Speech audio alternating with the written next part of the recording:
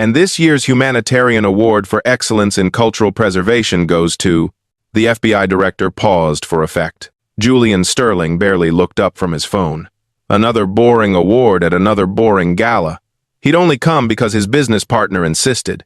His wife, Elena, stood beside him in a simple black dress, invisible as always. "Dr. Elena Sterling," the director announced. Julian's head snapped up. For her extraordinary work as a covert consultant to the FBI's art crime team, authenticating stolen masterpieces and recovering over $200 million in cultural artifacts over the past 2 years. The ballroom erupted in applause. Julian stared at his wife. Elena, his quiet, unassuming wife who he introduced as just Elena at parties, walked to the stage. Not nervous, not surprised. Like she'd been expecting this. Dr. Sterling's expertise in Renaissance and Baroque art, the director continued, combined with her fluency in 6 languages and her PhD in art history from Oxford, has been instrumental in dismantling 3 international art theft rings. Julian's mouth fell open. PhD? 6 languages? 2 years with the FBI? Elena took the microphone. "Thank you," she said, her voice confident, clear. "This work has been the most meaningful of my life, and I'm grateful I could do it while my husband thought I was just shopping and attending yoga classes." The room laughed. Julian didn't. Because he'd spent 10 years treating his wife like an accessory, and she'd been a secret agent the entire time. You just watched a woman reveal she's been living a double life while her husband ignored her for a decade. But you don't know why Elena hid her brilliance. You don't know what Julian did that made her choose silence. And you don't know what she's about to do now that the truth is out. If you need to understand how someone can be invisible in their own marriage, if you want to see what happens when the person you overlooked turns out to be extraordinary, then stay with me. Because this story is about to show you that the person you take for granted might be the one you know the least. Hit that subscribe button. You're going to want to see how this ends. Now, let me take you back to the beginning. To the day Elena Sterling became invisible. Elena Sterling had been invisible for 10 years. Not literally, but close enough. She was the wife of Julian Sterling, tech billionaire, CEO of Sterling Innovations, one of the youngest self-made billionaires in New York. And at every event, every party, every business dinner, Julian introduced her the same way. "This is my wife, Elena." Not Dr. Elena Hartwell Sterling, PhD in art history from Oxford. Not the woman who'd been the youngest curator at the Louvre at 24. Not the linguistic prodigy who spoke English, French, Italian, Spanish, German, and Russian fluently. Just, "My wife, Elena." And then he'd turn away and talk business, leaving her to smile politely and fade into the background. 10 years of being decorative, 10 years of being dismissed, 10 years of being treated like a beautiful accessory to Julian's success. But tonight at the Metropolitan Museum Gala, all of that was about to change. Elena hadn't always been invisible. When she met Julian 12 years ago, she'd been at the peak of her career. 28 years old, running her own art authentication consultancy, traveling the world, making a name for herself in the art world. Julian had hired her to authenticate a Caravaggio painting he was considering purchasing. She'd proven it was a forgery. Saved him $8 million. He'd been impressed, fascinated. He'd pursued her relentlessly. And she'd fallen for him, for his ambition, for his intelligence, for the way he looked at her like she was the most interesting person in the room. They'd married 6 months later. The first year was good. Julian encouraged her work, attended her exhibitions, asked her opinion on acquisitions for his growing art collection. But as Sterling Innovations grew, Julian had less time, less interest, less patience for anything that wasn't directly related to his company. "Do you really need to travel to Florence for that authentication?" he'd ask. "Can't someone else handle it? Why are you spending so much time at the museum? I barely see you."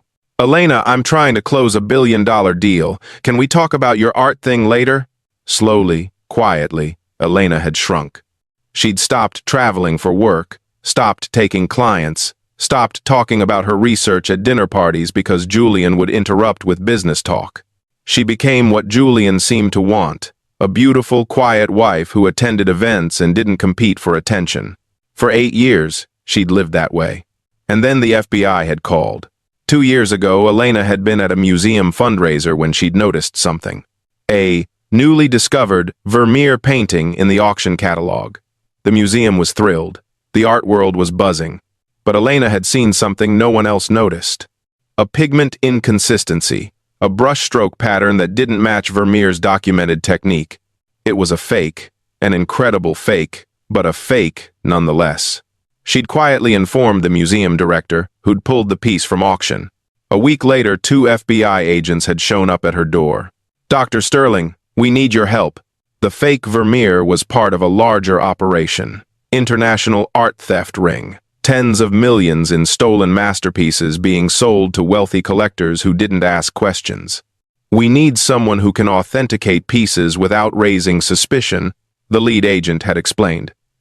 "Someone with your credentials, someone who moves in these circles, someone the art world trusts." "I don't do that work anymore," Elena had said. "My husband—" "We know about your husband," the agent interrupted. "This would be confidential. He wouldn't need to know.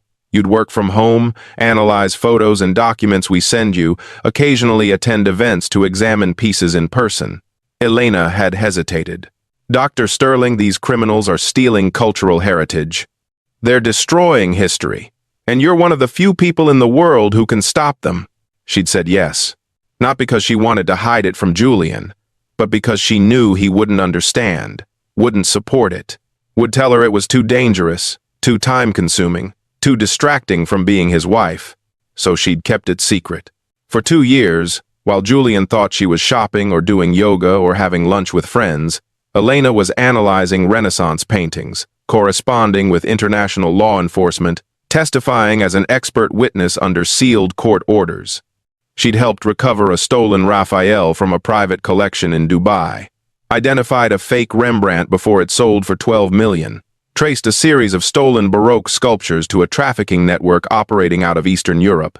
She'd saved hundreds of millions in cultural artifacts, and Julian had no idea, because he never asked what she did with her time, never looked at her laptop, never wondered why she sometimes took calls in Italian or German. He was too busy building his empire to notice his wife was doing the same thing. Tonight was supposed to be different. The Metropolitan Museum Gala was one of the biggest social events of the year. 500 guests, black tie, New York's elite. Julian had told Elena about it 2 days ago. "I need you at the Met Gala Thursday night," he'd said, not looking up from his phone. "Major donors will be there, dress nicely." "I know about the gala," Elena had said quietly. "Good. We need to leave by 7. Don't be late." He'd walked away before she could tell him that she wasn't attending as his +1. She was the guest of honor. The FBI was publicly recognizing her work, presenting her with an award, announcing her role in the recovery of the largest art theft case in U.S. history. She'd tried to tell Julian 3 times over the past week. Each time, he'd been too busy to listen. "Elena, I'm on a call. Can this wait?" "Elena, I have a meeting. Tell me later." "Elena, I'm exhausted. Can we not do this right now?" So she'd stopped trying. And now, as she stood in the grand ballroom of the Metropolitan Museum in her simple black dress, watching Julian network with tech moguls and investors, completely unaware that in 10 minutes his wife's secret life was about to be revealed in front of 500 people, Elena felt something she hadn't felt in 10 years. Power. The gala started like every event Elena had attended for the past decade. Julian worked the room, shaking hands, making deals, building connections. Elena stood beside him, smiling politely when introduced, saying little. "This is my wife, Elena," Julian said to a tech investor from Silicon Valley. The investor barely glanced at her before launching into a pitch about AI startups. Elena excused herself and walked to the bar. "Mrs. Sterling," a woman's voice, familiar. Elena turned to find Special Agent Diana Chen, her FBI contact for the past 2 years. "Tonight's the night," Diana said quietly. "You ready?" "I tried to tell him," Elena said. "He wouldn't listen." "That's not your fault," Diana replied. "You've done incredible work. You deserve to be recognized." "He's going to be blindsided." "Maybe he should have paid attention," Diana said gently. "You've been trying to tell him for weeks." Elena looked across the room at her husband. Still networking. Still focused on business. Still completely oblivious. Dr. Sterling, the museum director approached with a kind smile. We're about to begin the presentations. You're seated at the head table. Julian was seated 3 tables back. He hadn't even noticed Elena wasn't with him. The presentations began. Awards for major donors. Recognition for board members. The usual gala pageantry. Julian checked his phone periodically. Bored. Elena sat at the head table, her heart pounding, watching the FBI director make his way to the podium. And now, the director began, I have the distinct honor of presenting our Humanitarian Award for Excellence in Cultural Preservation. Julian glanced up briefly, then back at his phone. This award recognizes individuals who have made extraordinary contributions to protecting our cultural heritage. A slideshow began on the screens around the ballroom. Stolen paintings, recovered sculptures, international arrest records. Julian was still looking at his phone. This year's recipient has worked covertly with the FBI's art crime team for 2 years, the director continued. Her expertise has been instrumental in recovering over $200 million in stolen artifacts. Now Julian was paying attention. She holds a PhD in art history from Oxford University. She speaks 6 languages fluently, and she's been operating under the radar while maintaining her cover as... The director smiled. A society wife? Murmurs rippled through the ballroom. Ladies and gentlemen, Dr. Elena Sterling. The spotlight swung to Elena. Julian's face went white.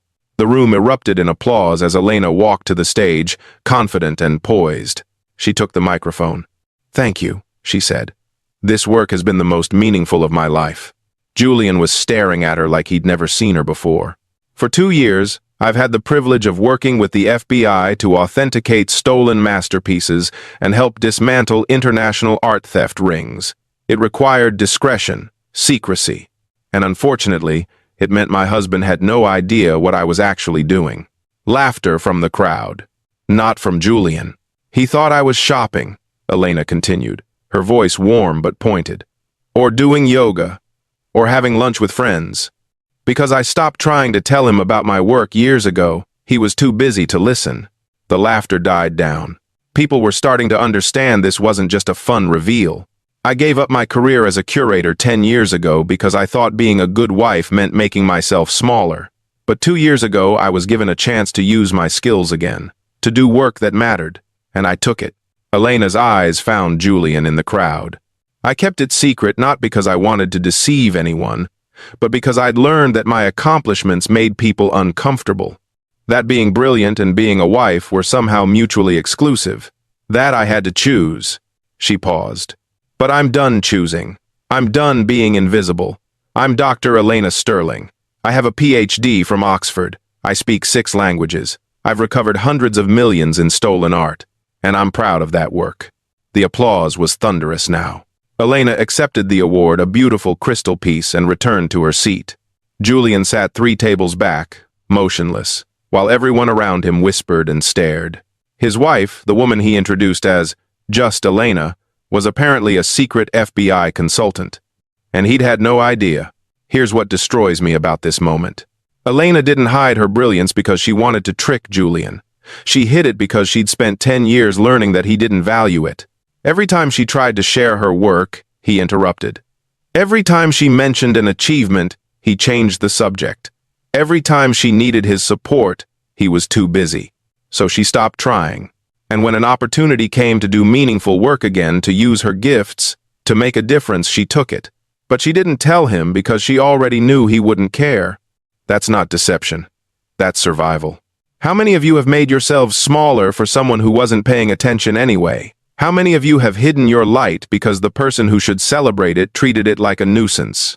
How many of you have been Elena, brilliant, capable, accomplished, but invisible in your own life because someone decided you weren't worth seeing? Subscribe if you're learning that maybe the problem isn't that you're too much.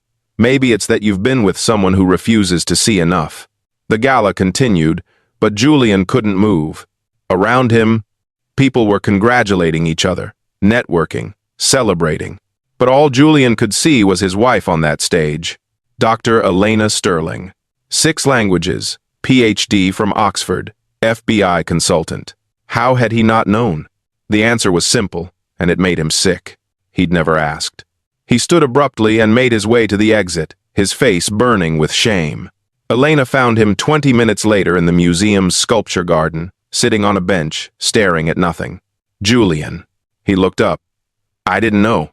I know, Elena said quietly. Why didn't you tell me? She sat down beside him. I tried. Many times. You were always too busy. Julian's jaw clenched. I would have listened if you'd said it was important. It was always important, Elena said. My work was always important, but you decided it wasn't, so I stopped trying to convince you. That's not fair. Isn't it? Elena's voice was calm but firm. Julian, when was the last time you asked me about my day? When was the last time you introduced me as anything other than my wife?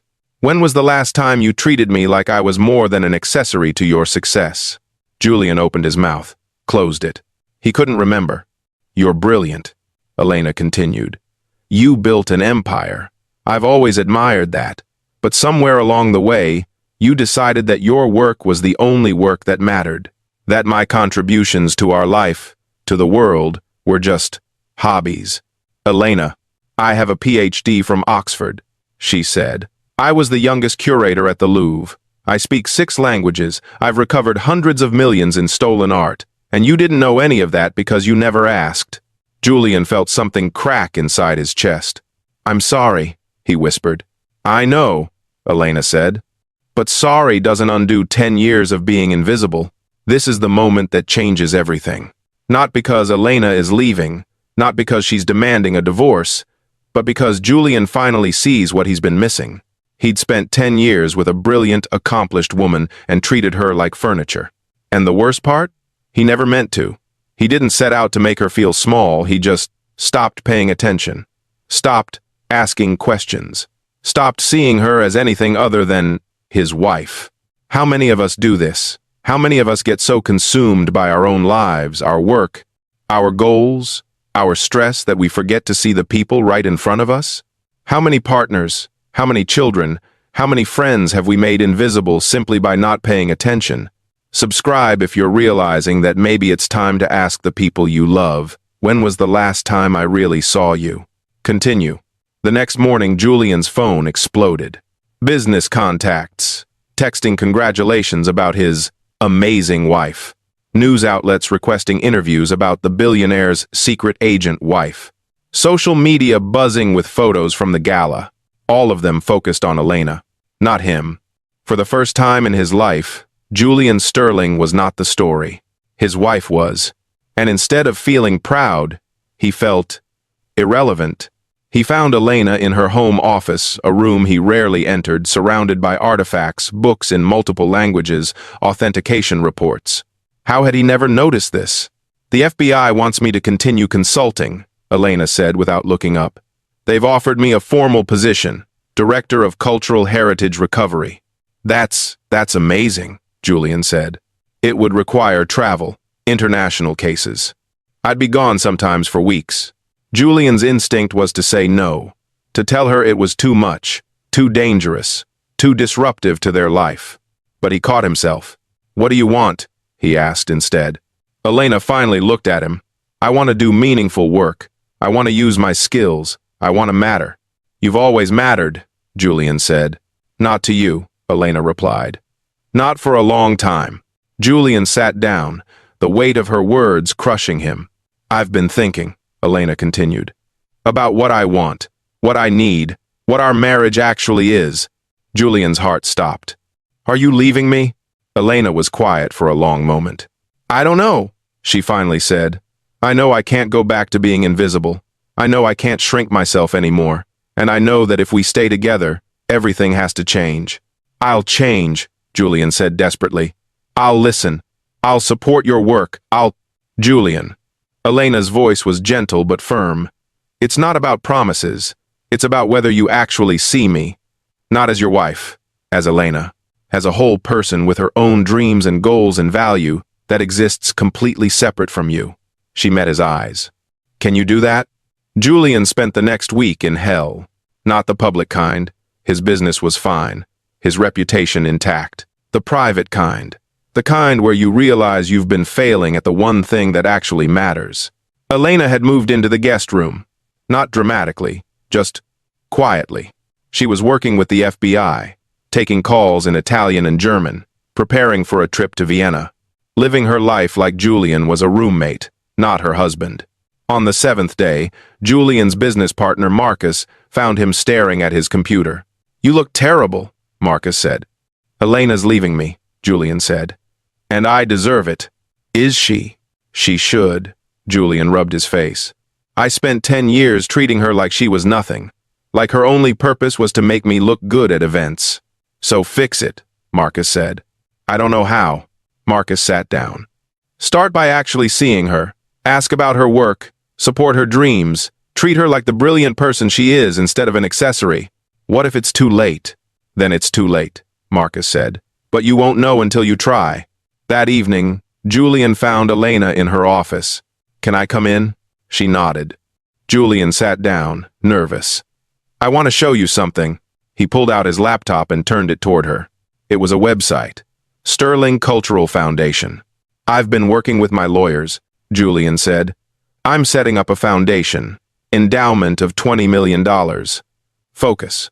Supporting women in art history, archaeology, and cultural preservation. Scholarships. Research grants. Whatever they need." Elena stared at the screen. "I'm naming it after you," Julian continued. "Dr. Elena Hartwell Sterling, and I want you to run it, if you want, or just be on the board. Or have nothing to do with it. It's yours either way." Julian. "I can't undo 10 years," he said. "I can't take back all the times I dismissed you or interrupted you or treated your work like it didn't matter. But I can do this. I can make sure other women don't have to choose between their careers and being taken seriously." Elena's eyes filled with tears. "And I'm stepping back from Sterling Innovations," Julian added. "Not retiring, but reducing my hours. Because I want time. Time to actually know my wife. Time to support her work. Time to be present instead of just existing next to you." "Why?" Elena whispered. "Because I finally saw you," Julian said. "Really saw you.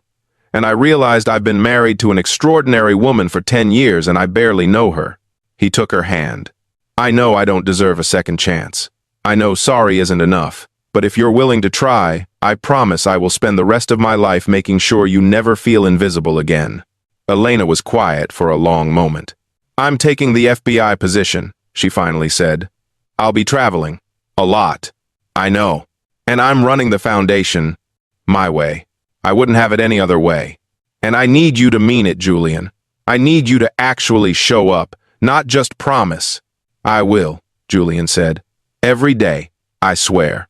Elena studied his face, searching for sincerity. "Okay," she said. "We can try." 6 months later, Elena stood in a Vienna museum, authenticating a recovered Klimt painting. Her phone buzzed, a text from Julian. "How's Vienna? Proud of you. Dinner reservation at 8 when you're back. I want to hear everything." She smiled. He'd kept his promise. He'd shown up to her FBI award ceremony. He'd asked about her cases. He'd introduced her at events as Dr. Elena Sterling, Director of Cultural Heritage Recovery. He'd learned to see her. It wasn't perfect. They were still rebuilding, still learning how to be partners instead of strangers sharing a house. But for the first time in 10 years, Elena felt seen, and that was enough. Here's what Julian finally understood.